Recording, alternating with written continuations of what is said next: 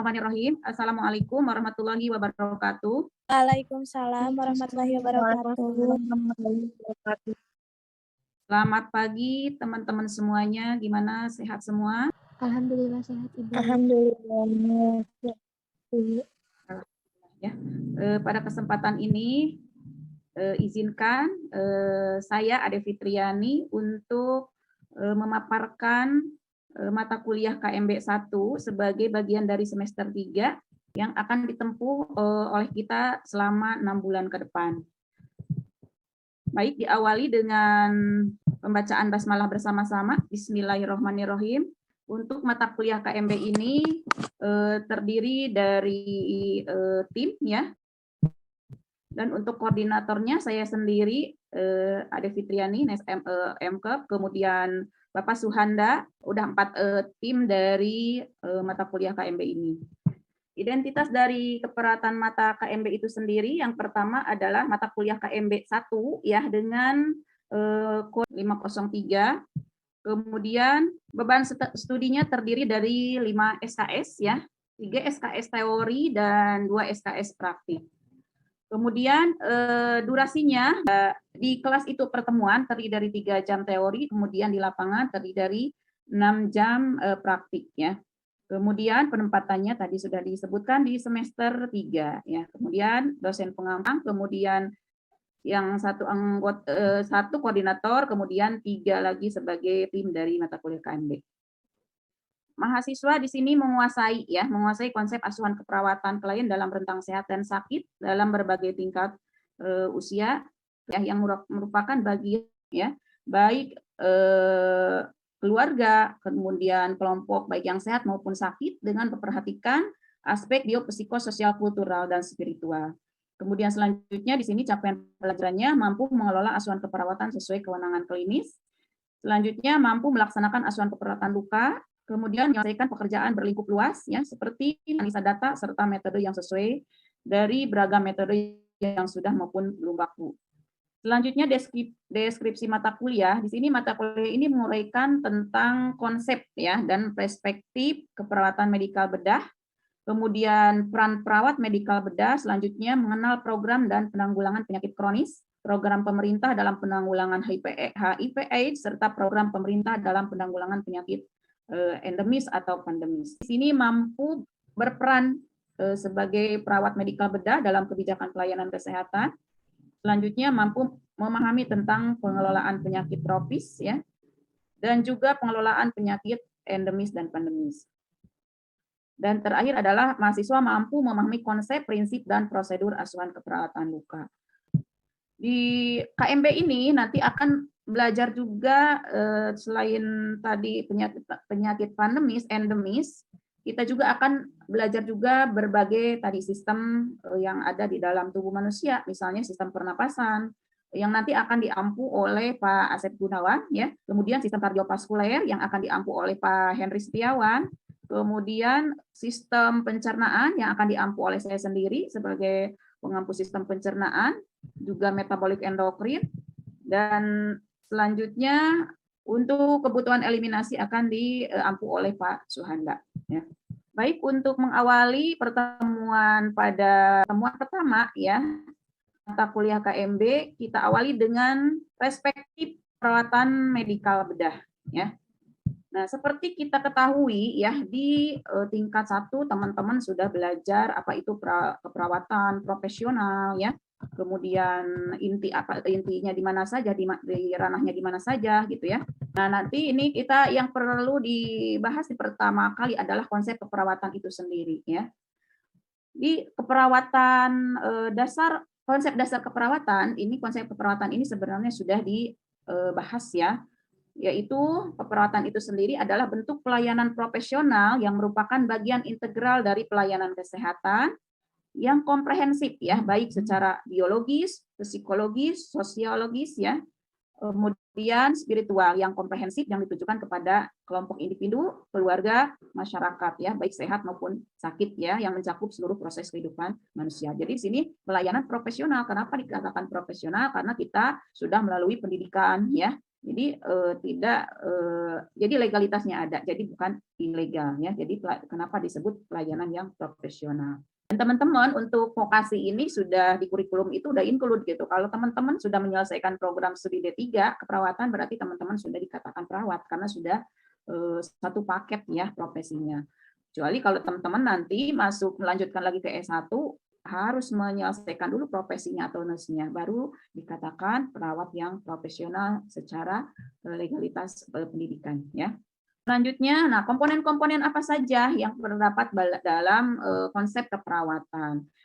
Ada yang dinamakan paradigma keperawatan. Di sini paradigma keperawatan itu terdiri dari 4 item atau komponen yang teman-teman harus paham. Dan ini keempat komponen ini tidak akan terlepas dari hubungannya sepanjang hayat gitu ya. Misalnya di sini ada komponen manusia, kemudian ada komponen kesehatan, kemudian ada komponen lingkungan, kemudian ada komponen perawatan. Jadi interaksi dengan lingkungan, kemudian manusia itu membutuhkan perawatan, manusia itu tidak terlepas dari sehat dan sakit. Nah, ini komponen konsep keperawatan ini saling berkaitan, jadi saling berhubungan satu sama lain. Jadi manusia tidak akan terlepas dari lingkungan karena di situ ada proses interaksi ya yang berdampak nanti pada saat di masyarakat, di lingkungan itu sendiri. Kemudian pelayanan juga tidak bisa terlepas dari pelayanan kesehatan ya karena tadi manusia tidak terlepas dari sehat dan sakit. Kalau sudah ada yang sakit tidak terlepas juga dari perawatannya itu sendiri ya. Kemudian selanjutnya ada 4 karakteristik ya dari yang sangat penting dalam mewujudkan pelayanan keperawatan yang profesional. Yang pertama tadi ya berdasarkan ilmu keperawatan yang kokoh, tentunya melalui pendidikan ya.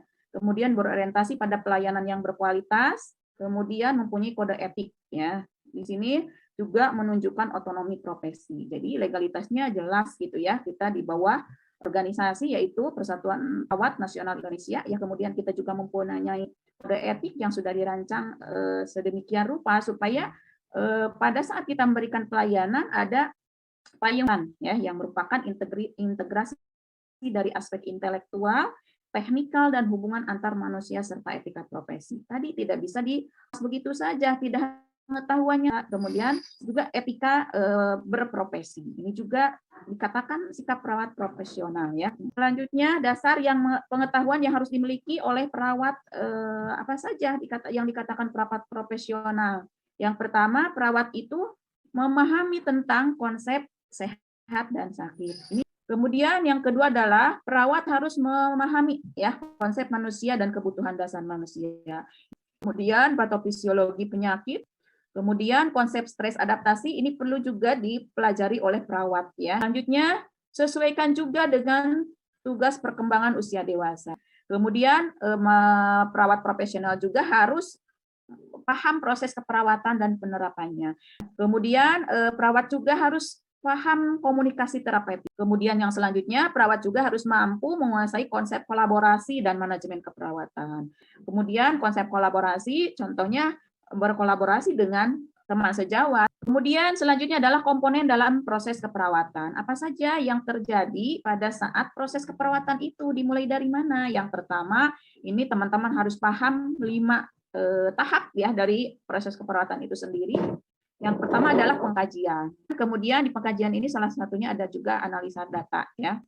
Sebelum ke menegakkan diagnosa.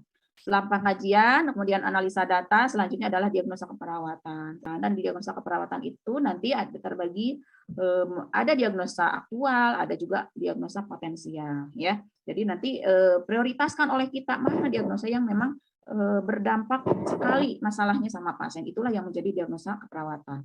Selanjutnya, yang ketiga adalah perencanaan atau intervensi. Selanjutnya adalah implementasi. Implementasi itu adalah tindakan yang dilaksanakan sesuai dengan intervensi. Berupa juga di perencanaan ya, intervensi itu harus berupa kalimat perintah ya, sedangkan implementasi merupakan bentuknya kalimat kerja ya.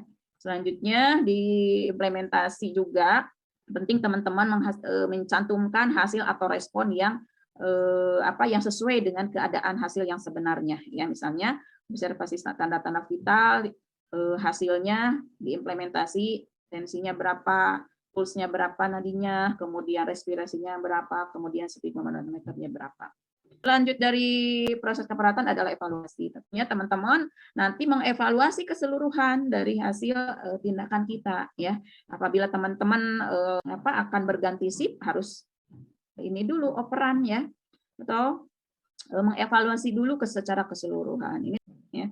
Itulah komponen dari proses keperawatan dan selanjutnya kode etik apa saja yang perlu dikuasai ya oleh seorang perawat. Nah, ini sudah ada landasan hukumnya, sudah ada payung hukumnya untuk kode etik keperawatan di Indonesia. Ya, di sini dibahas juga tanggung jawab perawat terhadap klien. Bagaimana kita bertanggung jawab seorang perawat terhadap klien yang kita kelola, baik kliennya individu, keluarga, dan masyarakat.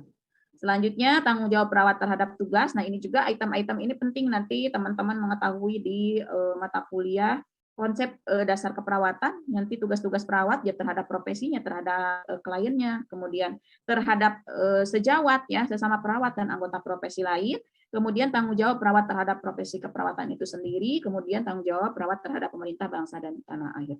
Dan ini tanggung jawab perawat terhadap pemerintah tentunya teman-teman nanti setelah selesai pendidikan akan diambil sumpahnya bagaimana tanggung jawab perawat terhadap pemerintah bangsa dan tanah air ya. Kemudian apa saja fungsi kenapa kode etik ini perlu dipahami oleh seorang tenaga perawat khususnya ya. Di sini yang pertama adalah memberi dasar dalam mengatur hubungan perawat klien, kemudian memberikan dasar dalam menilai tindakan keperawatan, kemudian memberi dasar dalam membuat kurikulum pendidikan keperawatan. Dan kode etik ini di kurikulum itu sudah ada mata kuliahnya ya, etika keperawatan. Jadi ini fungsi kode etik keperawatan itu memberi dasar dalam membuat kurikulum, kemudian membantu masyarakat untuk mengetahui pelayanan kesehatan yang benar. Jadi pelaksanaan pelayanan keperawatan yang benar itu seperti apa gitu ya. Jadi masyarakat akan terbantu. Kemudian kita tidak bisa terlepas ini ya, fakta di lapangan. Fakta di lapangan apa saja yang bisa menjadi pertanyaan dari masyarakat misalnya, atau pertanyaan dari tenaga kesehatan juga ya. Misalnya apakah kita sudah profesional, kemudian pemahaman perawat tentang profesional sudah paham semua belum gitu ya. Kemudian sikap perawat sebagai tenaga profesional sudah menunjukkan sesuai dengan perawat profesional belum gitu ya.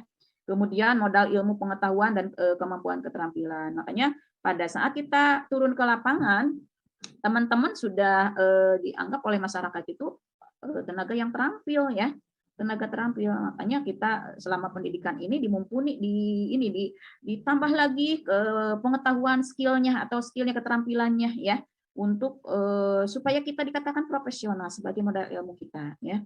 Kemudian apalagi ya fakta di lapangannya kemampuan untuk menganalisa dan menjadi decision maker. Nah di sini perawat sudah mampu nggak menganalisa situasi di lapangan ya.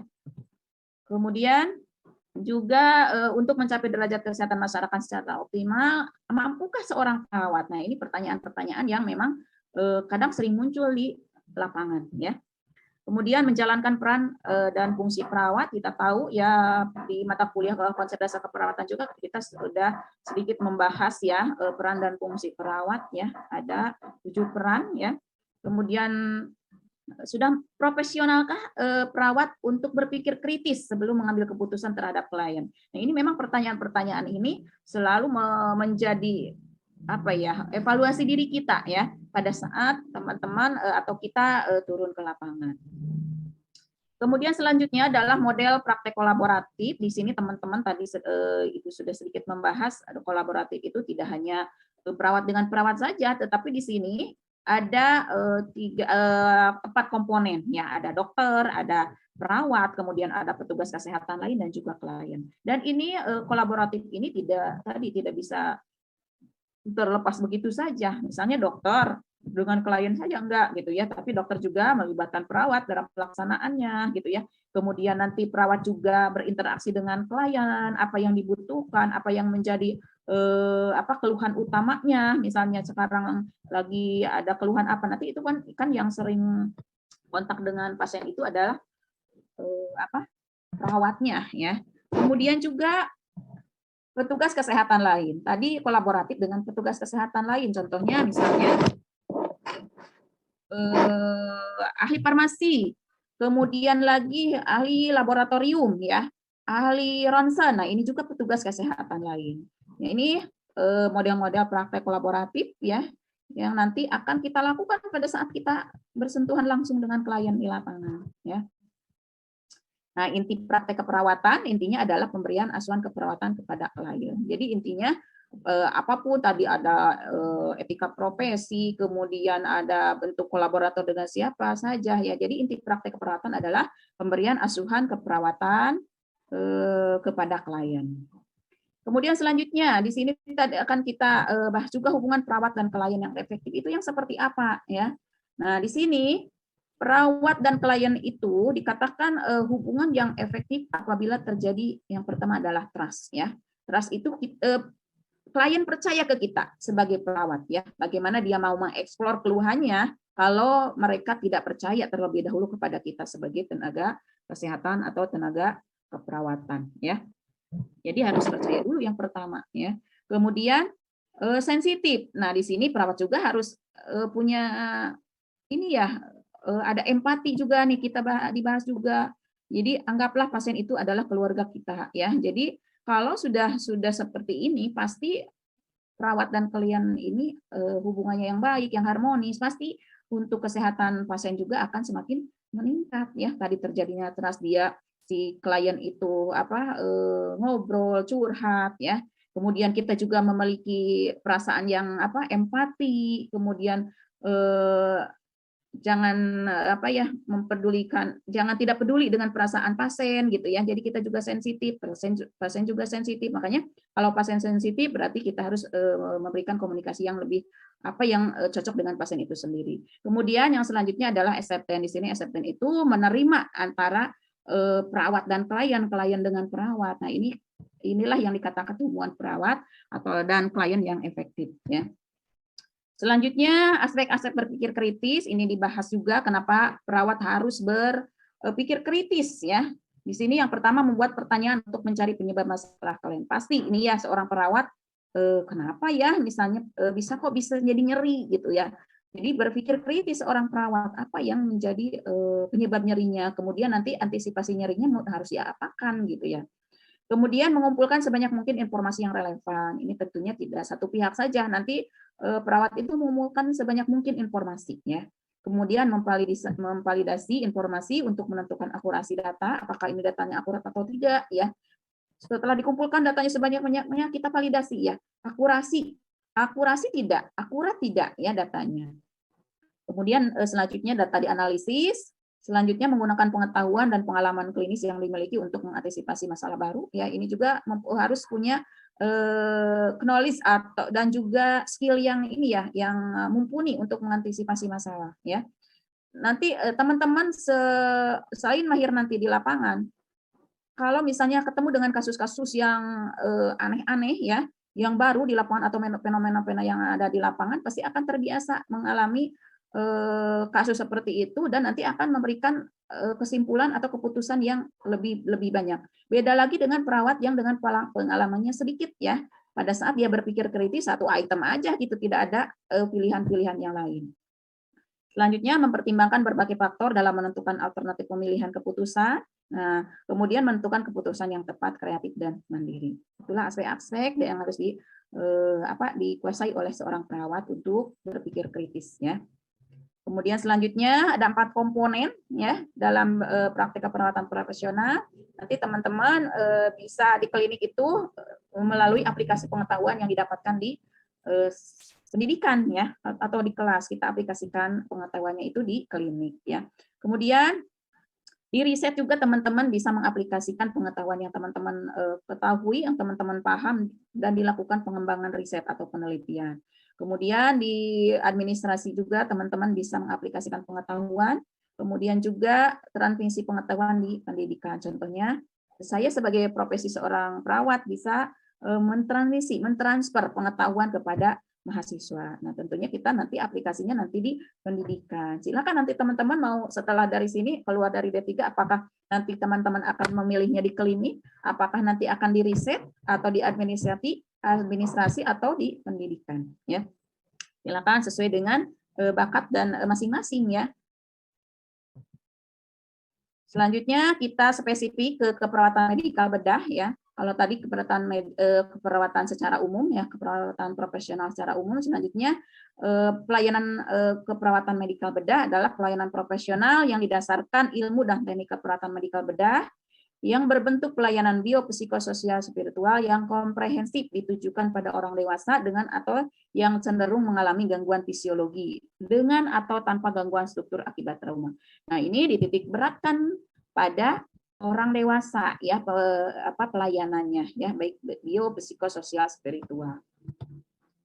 Selanjutnya di keperawatan medikal bedah ini ada 4 ya. Ada yang pertama adalah pelayanan profesional, kemudian ditujukan kepada tadi ya orang dewasa yang mengalami gangguan fisiologi atau trauma, kemudian ilmu pengetahuan ini berdasarkan ilmu dan teknik keperawatan.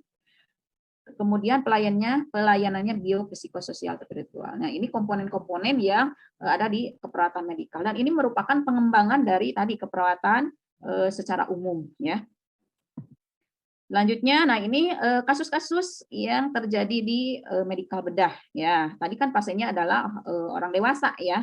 Usia dari dewasa awal itu 18 sampai 40, kemudian pertengahan 40 sampai 65 dan older adult itu dewasa akhir atau nanti akan menuju lansia ya. Kemudian fenomena keperawatan apa saja yang sering terjadi di kasus keperawatan medikal bedah? Yang pertama adalah penyimpangan atau tidak terpenuhinya kebutuhan dasar manusia. Ya, ini juga dikaji di keperawatan medikal bedah dan ini merupakan fenomena yang sering terjadi di masyarakat ya. Ya, penyimpangan-penyimpangan, kemudian tidak terpenuhinya kebutuhan dasar manusia, misalnya makan, minum, ya. Kemudian dari segi psikologisnya juga, kemudian spiritual, sosialnya, ya. Nah, ini juga fenomena yang sering dibahas di kasus medikal bedah, ya. Kemudian kegiatan perawatnya yang dilakukan oleh perawat medikal bedah membantu KDM atau keperawatan dasar atau kebutuhan dasar manusia ya. Kemudian mencegah komplikasi, meningkatkan kesehatan, kemudian mengobservasi dan mengevaluasi respon klien, membantu klien untuk mandiri, membantu klien mencapai aktualisasi diri. Tentunya ini sebenarnya kesemuanya ini adalah komponen-komponen dari hierarki Maslow ya. Kemudian nanti akan terjadi terpenuhinya kebutuhan dasar. Nah, ini kalau tidak terpenuhi kebutuhan dasar, nah ini fenomena yang terjadi di masyarakat ya. Kemudian selanjutnya, pelayanan keperawatan apa saja yang ada di keperawatan medikal bedah yang memerlukan bantuan, misalnya kelemahan fisik, kelemahan mental, masalah psikososial, keterbatasan pengetahuan, kemudian ketidakmampuan dan ketidakmauan melakukan aktiviti daily living ya secara mandiri akibat gangguan atau fisiologis. Dan ini sebenarnya ranah ini sering terjadi di pelayanan keperawatan, khususnya keperawatan medikal bedah. Selanjutnya untuk praktiknya di keperawatan medikal bedah, langkah-langkah ilmiah pengkajian ya terdiri dari proses keperawatan, kemudian baik biopsikososial dalam merespon gangguan fisiologi sebagai akibat penyakit, trauma atau kecacatan ya. Langkah-langkahnya praktiknya adalah tadi di proses keperawatan yang 5 tahap tadi ya. Kemudian kasus-kasus medikal bedah seperti apa saja? Misalnya dari berbagai penyakit, contohnya adalah infeksi. Nanti infeksi ini bisa infeksinya akibat mikrobakterium, kemudian bisa infeksi akibat keganasan, bisa juga ya. Kemudian trauma bisa jadi karena trauma benda tumpul gitu ya. Ini juga dikaji di medikal bedah ya. Kemudian selanjutnya adalah keganasan, gangguan sistem imun, ya gangguan fungsi organ dan degeneratif atau penuaan. Dan nah ini contoh dari kasus-kasus medikal bedah ya. Kemudian asuhan keperawatan medikal bedah diwujudkan dalam upaya promotif, meningkatkan kesehatan, preventif, pencegahan penyakit, kemudian kuratif, pengobatan dan rehabilitatif adalah merehab ya, merehabilitasi ya pada saat misalnya pasien yang sudah dari rumah sakit dengan gangguan, misalnya kan harus perlu waktu yang lama untuk proses rehabilitasi ini ya. Kemudian ruang lingkup KMB di asuhan khususnya di KMB 1 ya, ada asuhan keperawatan oksigenasi meliputi sistem pernapasan, sistem kardiovaskuler, kemudian di asuhan keperawatan nutrisi meliputi sistem pencernaan, sistem endokrin, kemudian asuhan keperawatan eliminasi meliputi sistem pencernaan, sistem perkemihan. Kalau pencernaan berarti evakuasi fekal ya. Kemudian di sistem perkemihan evakuasi fekal bukal ya. kalau pencernaan bukal, kalau perkemihan fekal, ya. Kemudian aspek penyakit infeksi menular.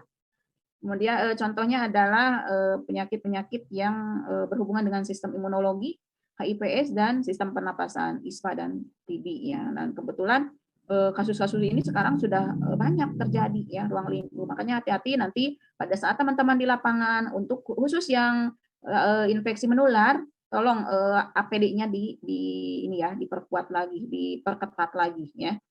Selain sekarang di kondisi pandemis, ya. Jadi tidak hanya ini, ada kasus-kasus yang infeksi menular tadi, ya, harus lebih, kalau bisa lebih dari 2 ya maskernya gitu ya, selalu cuci tangan gitu. Apalagi sekarang ada kasus baru ya dengan hepatitis, ya. Selanjutnya, asuhan keperhatian KMB ditujukan untuk individu untuk memperoleh kenyamanan. Ini sudah pasti ya, supaya gimana? Supaya pasien itu nyaman, ya. Meningkatkan dan pertahanan kondisi sehatnya, melakukan prevensi, deteksi, dan mengatasi kondisi berkaitan dengan penyakit. Jadi si klien itu tidak hanya pada saat sakit tidak ada keluhan, tidak diam saja, tetapi bagaimana untuk mempertahankan kesehatannya, gitu ya. Kemudian mengupayakan pemulihan sampai klien dapat mencapai kapasitas produktif tinggi, ya. Kemudian membantu klien menghadapi kematian secara bermartabat, ya. Jadi kematiannya itu tidak dibiarkan begitu saja gitu. Minimal ada orang-orang yang respect, yang yang ada di samping si pasiennya itu, gitu ya. Mungkin itu saja ruang lingkup dari keperawatan medikal bedah yang dapat Ibu sampaikan untuk pertemuan kali ini. Sebelum Ibu tutup, Ibu buka dulu sesi diskusi apabila ada teman-teman yang mau diskusi atau sharing dengan KMB 1 ini. Karena mungkin teman-teman baru ketemu di semester ini ya, untuk semester 3 untuk KMB 1 ini. Silakan. Dari teman-teman ada yang mau bertanya atau diskusi terlebih dahulu sebelum Ibu akhiri?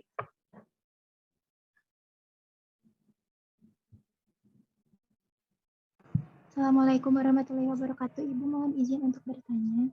Waalaikumsalam warahmatullahi wabarakatuh. Ibu mohon maaf karena sering melihat contoh dari kakak tingkat untuk dianalisa data. Di etiologinya kan di analisa data itu mencakup 3 aspek ya Bu, ada simptom, kemudian etiologi, dan problemnya.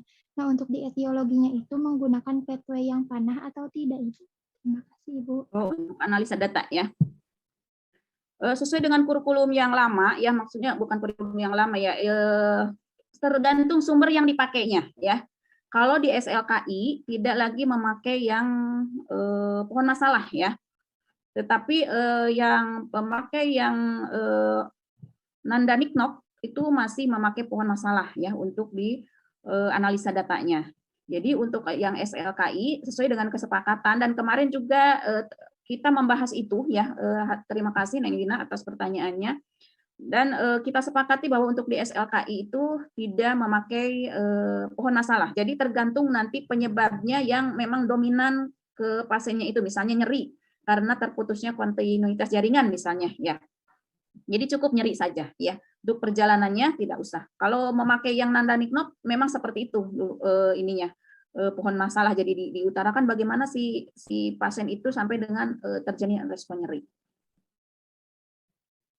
Itu mungkin yang bisa Ibu jelaskan. Baik Ibu, terima kasih banyak Ibu. Ya.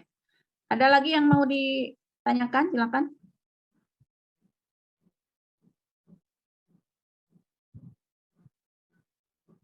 Kalau tidak ada, baik Ibu akhiri ya untuk pertemuan ini. Sampai ketemu untuk pertemuan selanjutnya untuk khususnya yang pengampunya Ibu di sistem pencernaan ya. Nanti teman-teman akan ketemu dengan kasus-kasus yang berhubungan atau fenomena yang ada di lapangan yang banyak terjadi, contohnya di asuhan keperawatan pada pasien gastritis, pada pasien gastroenteritis, kemudian hepatitis, kemudian juga banyak lagi kasus-kasus yang lain yang berhubungan dengan sistem pencernaan. Dan tentunya nanti teman-teman ketemu juga dengan kasus-kasus yang lain selain pencernaan oleh tim yang lain juga ya.